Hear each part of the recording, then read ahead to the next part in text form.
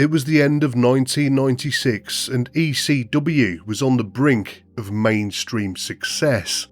They were preparing to launch their first ever pay-per-view on Christmas Eve, symbolising its departure from small, regional promotion to a major player in American wrestling. And ECW needed this, not just for vanity, but for its own survival.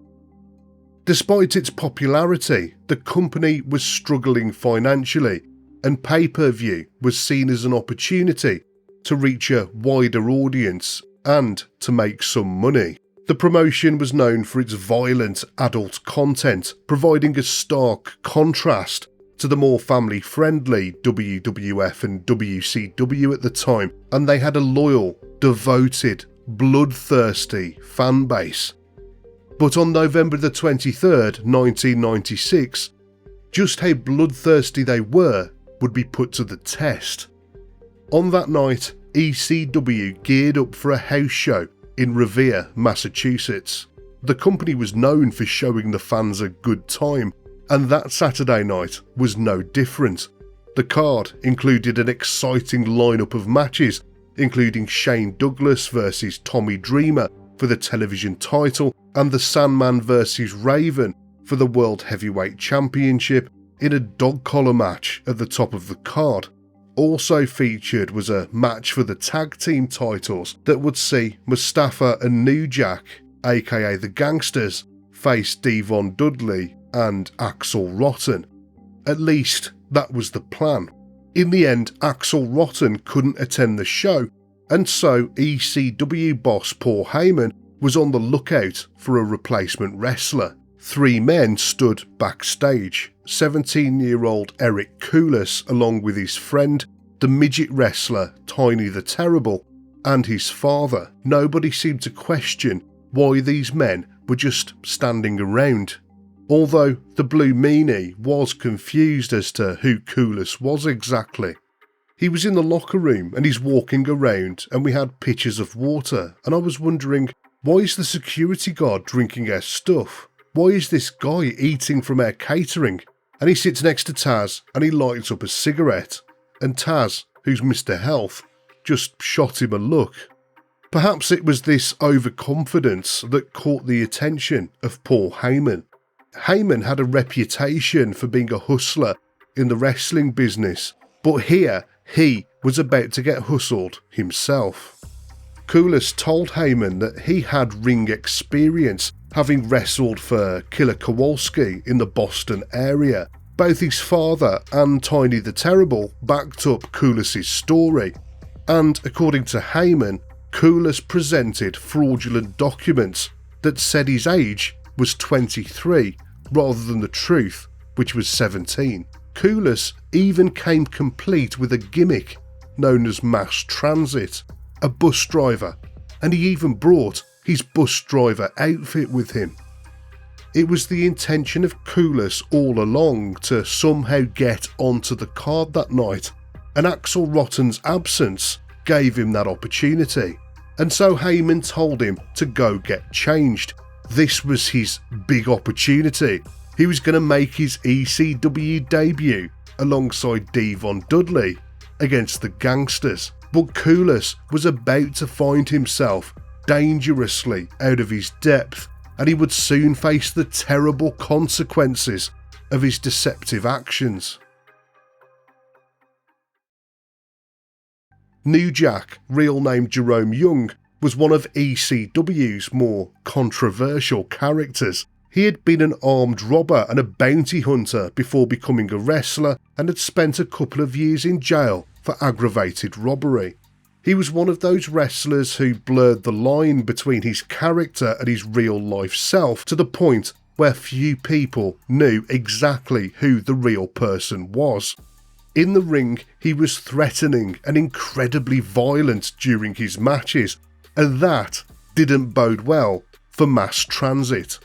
Just before the men went through the curtain, Koulis approached New Jack and asked him to help him get colour during the match.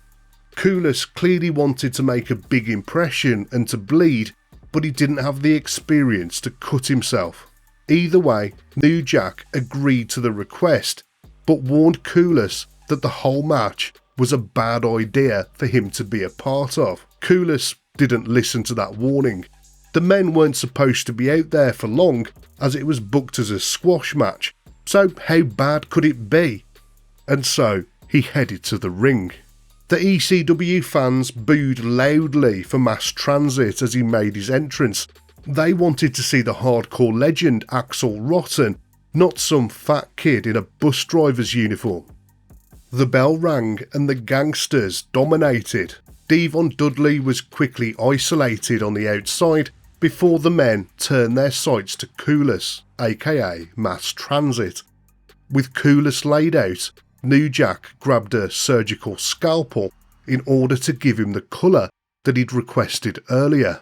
However, as New Jack sliced into Koulis' head, he went too wide and too deep and ended up severing 2 arteries in his forehead. As blood gushed out of him, New Jack asked him if he was alright. Koulis responded that he was fine before passing out. Not realising that he was unconscious, the 2 men continued to beat on him. Koulis' father was at ringside, absolutely horrified. He eventually screamed out for them to ring the damn bell and revealed that the kid was in fact just 17 years old. This could be heard clearly on the videotape. With blood all over the ring, medics rushed in to help. In an attempt to keep the show going and to get some heat, New Jack grabbed the microphone. "I don't care if the motherfucker dies, he's white. I don't like white people, I don't like people from Boston, I'm the wrong nigger to f with."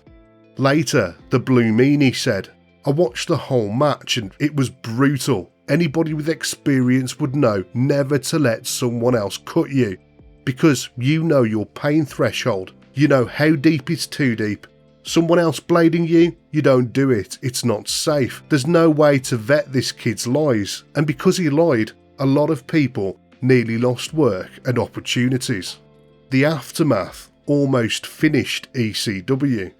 Word spread quickly about the incident and the news picked up on the story. They painted a picture of an innocent kid that just wanted to get into the wrestling industry, but instead was almost killed during his debut match. The news segment on the Inside Edition show was damning. It made ECW look terrible, and in the process it caused Request TV, their pay-per-view provider, to cancel the Barely Legal show for Christmas Eve. That Christmas Eve show was going to be ECW's financial lifeline, and now it was off the table. Other companies involved in the Barely Legal show also started to back out of their deals too. Even worse, in their news interview, the Koulis family said they intended to launch a lawsuit in order to get justice. The whole situation could not have gone much worse for Paul Heyman, and New Jack was about to be held responsible too, because he got charged with assault and battery with a weapon. While on trial, New Jack revealed that Koulis had asked him to cut him before the match in order to get colour, and that Koulis was eager to have battle scars like the wrestlers he idolised. Other witnesses confirmed New Jack's claims, and eventually he was cleared of criminal charges. Then Koulis tried to get him on civil charges, but it was revealed from the tape of the show that Eric's father had screamed, "He's only 17 and take it easy on him, he's just a kid," and this totally undermined their case, as did the revelation that Koulis had lied to Heyman about being trained by Killer Kowalski. Thanks to these revelations, the civil case was eventually dropped too. After weeks of pleading by Paul Heyman and a letter campaign by the ECW fans, Request TV reinstated the Barely Legal pay-per-view with 3 conditions. First, they wanted to see an advanced copy of the script. Second, they didn't want to see any excessive blood on the show. And 3, they wanted it to air at 9 PM rather than 7 PM. Heyman happily agreed to the terms just to get the pay-per-view back on the air. Eric Koulis passed away in May 2002 at the age of 22. He died after complications from a gastric bypass surgery. Incredibly, his parents tried to sue New Jack again, this time claiming that Coulis's weight gain came from depression and an eating disorder that was triggered by the events of the show back in 1996. They were not successful in their attempt on that occasion.